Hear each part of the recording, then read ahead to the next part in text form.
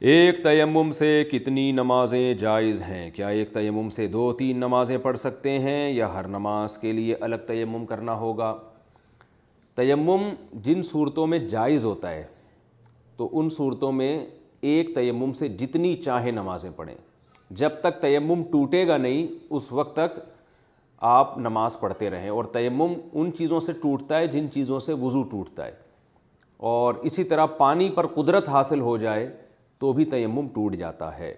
لیکن آج کل لوگ ایک گڑبڑ یہ کر رہے ہیں کہ بات بات پہ تیمم کر لیتے ہیں، پانی موجود ہے بس ٹھنڈا پانی ہے تو بھائی گرم کر کے وضو کر لو یا غسل کر لو، تو وہ اس میں سستی آ رہی ہے۔ اور بعض دفعہ ٹھنڈے پانی سے بھی نہا سکتے ہیں، وہ کوئی بیماری نہیں ہے، لیکن چونکہ سستی ہو رہی ہے ٹھنڈے پانی سے نہانے سے تو بھی تیمم کر لیتے ہیں۔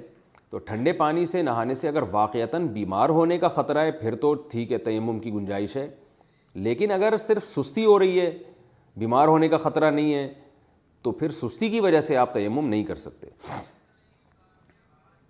بغیر وضو قرآن پڑھنا، کیا بغیر وضو کے قرآن پاک کی تلاوت کر سکتے ہیں؟ ابو الفیض یو پی سے۔ جی ہاں ابو الفیض صاحب، بغیر وضو کے قرآن مجید کو ہاتھ نہیں لگا سکتے لیکن تلاوت کر سکتے ہیں، اور قرآن مجید پہ کوئی غلاف چڑھا ہوا ہو تو پھر ہاتھ بھی لگا سکتے ہیں۔